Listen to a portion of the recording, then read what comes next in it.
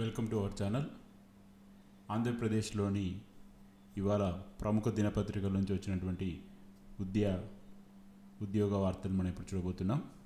So మొదటిగా banner reading చూసుకుంటే, దేవాదాయ పోస్టుల భర్తీకి గ్రీన్ సిగ్నల్, నేడు ఏపీ ఐసెట్ ప్రవేశ పరీక్ష, ఇంటర్ సప్లిమెంటరీ హాల్ టికెట్స్ విడుదల, ఏపీ సెట్కి 3.60 లక్షల దరఖాస్తులు.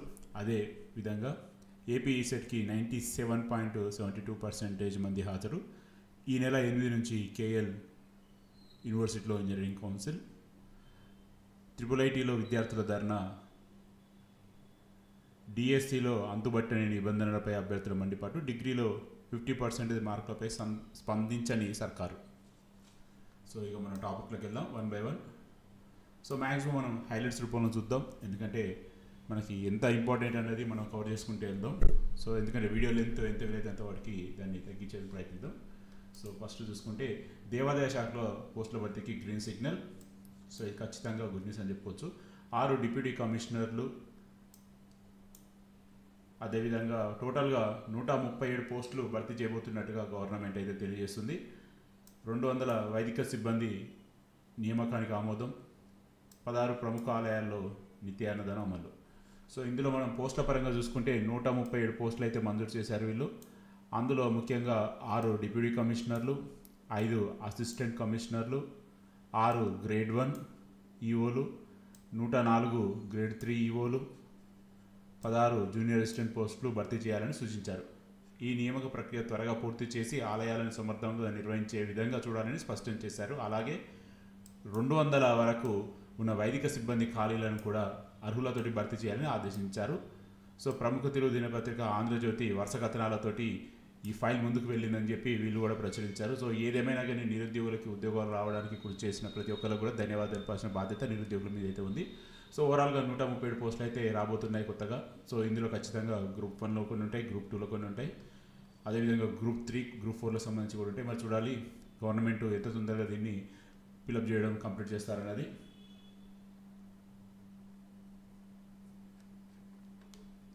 సీఎం నిర్ణయంపై ఉద్యోగుల హర్షం. దేవాదాయ శాఖలో ఖాళీల భర్తీకి సీఎం గ్రీన్ సిగ్నల్ ఇవ్వడంతో నిరుద్యోగులు హర్షం వ్యక్తం చేస్తున్నారు.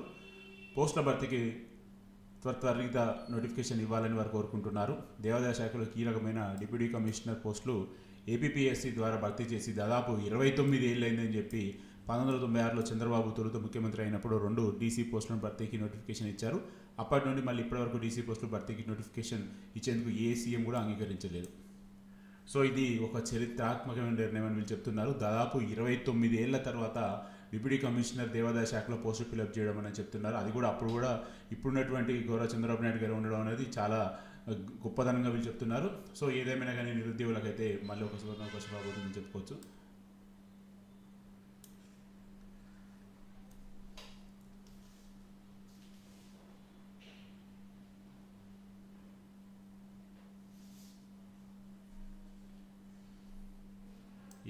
ఏపీ సెట్కి 3,60,000 దరఖాస్తులు. ఇంజనీరింగ్, అగ్రికల్చర్, ఫార్మా కోర్సులలో ప్రవేశాలకు నిర్వహించే ఏపీ సెట్కి 3,60,000 దరఖాస్తులు వచ్చినట్లు వీళ్ళు చెప్తున్నారు.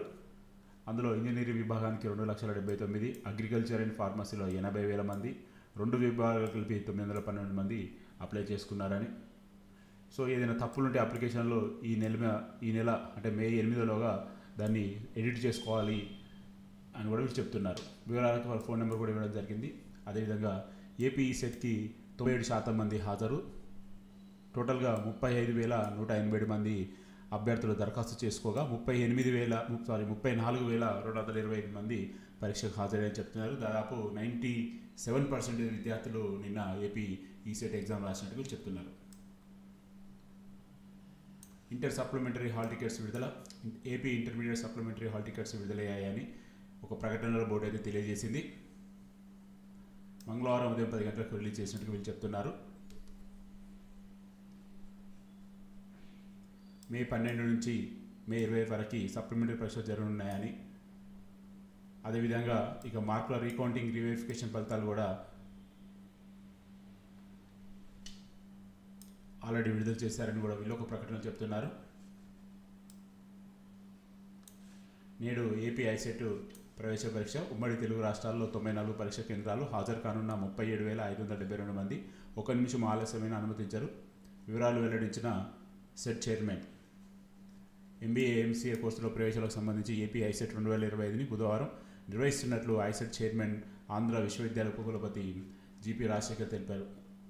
ఆంధ్రప్రదేశ్, హైదరాబాద్ నగరంతో పాటు మొత్తం 94 పరీక్ష కేంద్రాల్లో దీన్ని నిర్వహిస్తున్నారని తెలిపారు. దాదాపు 37,572 మంది విద్యార్థులు హాజరు కాబోతున్నారని, మంగళవారం ఉదయం 9 గంటల నుంచి 11:30 వరకు మొదటి సెషన్, 2 నుంచి 4:30 వరకు రెండో సెషన్ ఉంటుందని తెలియజేస్తున్నారు. అదేవిధంగా మరొక న్యూస్ చూసుకుంటే మే 8 నుంచి KLలో ఇంజనీరింగ్ కౌన్సిలింగ్, KL ప్రవేశ పరీక్ష ర్యాంకులతో పాటు ఇంటర్ మార్కులు, JEI పర్సెంటేజ్ ఆధారంగా మెరిట్ అడ్మిషన్లు. సో IIITలో విద్యార్థుల ధర్నా, ఫీజులు చెల్లించకపోతే సర్టిఫికేట్లు ఇవ్వబోమని చెప్పిన అధికారులు, ఫీజు రియంబర్స్మెంట్ బకాయిలు చెల్లించని సర్కార్. ఫీజు రియంబర్స్మెంట్ ఎప్పుడు ఇస్తారు? సో ఇది కామన్. గవర్నమెంట్ కొన్ని సందర్భాల్లో ఫీజు రియంబర్స్మెంట్ ఇన్ టైంలో అయినప్పుడు ఆపోజిషన్ పార్టీలు ఇన్వాల్వ్ అయ్యి విద్యార్థుల తరఫున పోరాటాలు చేస్తూనే ఉంటారు. అందులో భాగంగా నిన్న ఆపోజిట్ పార్టీ అయితే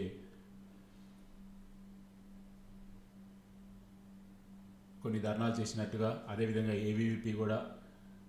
సో ఓవరాల్గా ఏదేమైనా విద్యార్థులకి సకాలంలో ఫీజు రియంబర్స్మెంట్ ఇవ్వడం అనేది చాలా ముఖ్యం. ఎందుకంటే వాళ్ళు ఫీజు రియంబర్స్మెంట్ ఇవ్వడం ద్వారా వీళ్ళ సర్టిఫికేట్స్ వస్తాయి. వీళ్ళు ఫర్దర్ కోర్సులు, నెక్స్ట్ కోర్సులకి జాయినింగ్ కానీ ఉద్యోగాలకు కానీ వెళ్ళడానికి అవకాశం ఉంటుంది. సో ఖచ్చితంగా ప్రతిపక్షాలు, అదేవిధంగా స్టూడెంట్ యూనియన్స్ ముందుండి ఇలాంటి వాటికి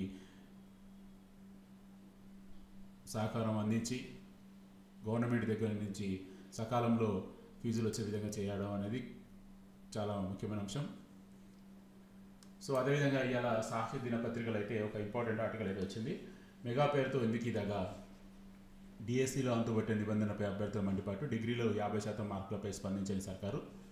సో మీ అందరికీ తెలుసు, ఈ యొక్క 50% మార్కులు అనేది కొద్దిగా ఈ ఎంటైర్ నోటిఫికేషన్లోనే కొద్దిగా కన్ఫ్యూజన్ క్రియేట్ చేస్తుందని చెప్పుకోవచ్చు.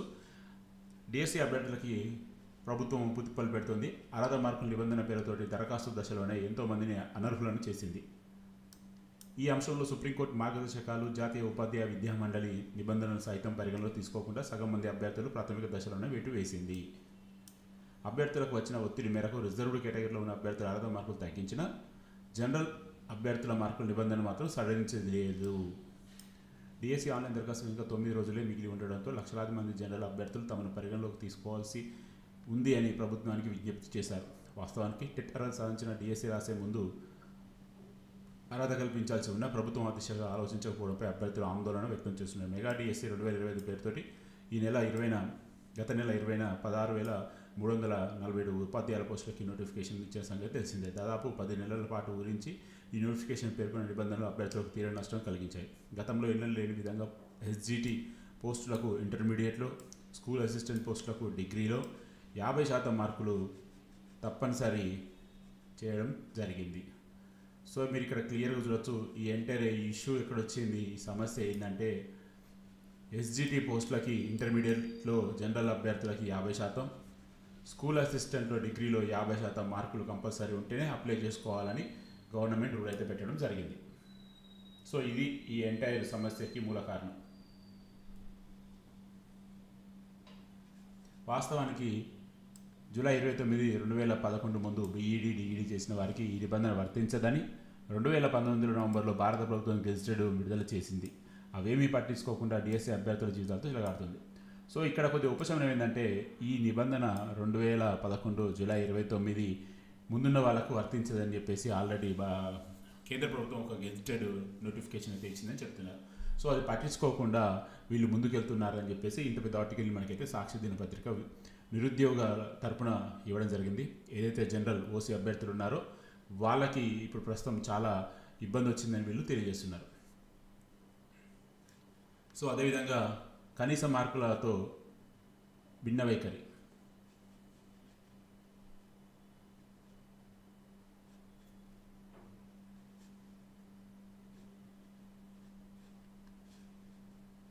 అభ్యర్థులు అర్హత మార్కుల అంశంలో అటు ప్రభుత్వం, ఇటు పాఠశాల విద్యాశాఖలు విభిన్నంగా వ్యవహరిస్తున్నాయి. తొలుత ఇంటర్ గ్రాడ్యుయేషన్లో జనరల్ అభ్యర్థులకు 50%, రిజర్వ్డ్ అభ్యర్థులకు 40% మార్కులను తప్పనిసరి చేసింది. అనంతరం టీచర్ అర్హత పరీక్ష టెట్ రిజర్వ్డ్ అభ్యర్థులకు 40%, డిఎస్సి అర్హత మార్కులను 40% తగ్గిస్తూ అనుబంధ జీవోలను ప్రభుత్వం విడుదల చేసింది. కానీ జనరల్ అభ్యర్థులకు మాత్రం 50% అలాగే ఉంచింది. వాస్తవానికి జనరల్ అభ్యర్థులు టెట్లో అర్హత మార్కులు 40% ఉన్నా ఆ మేరకు తగ్గించకపోవడం గమనార్థం. పొరుగు రాష్ట్రమైన తెలంగాణ గత ఏడాది డిఎస్సి 2024లో తొలుత 50% మార్కుల నిబంధన విధించగా అభ్యర్థులు కోర్టును ఆశ్రయించారు. దీంతో ఆ నిబంధనని ఇంటర్మీడియట్లో డిగ్రీలో కనీసం 40%కి రిజర్వేషన్ అభ్యర్థులు 40% తగ్గించారు.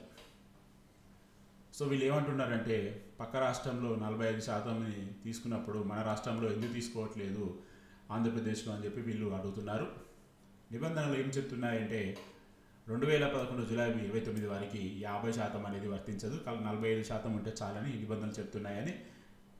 అదేవిధంగా రాజస్థాన్, ఉత్తరాఖండ్లో ఇదే సమస్య ఉత్పన్నమైనప్పుడు వాళ్ళు హైకోర్టును ఆశ్రయించినప్పుడు స్పష్టమైన మార్గదర్శకాలు వాళ్ళు ఇచ్చారని చెప్తున్నారు.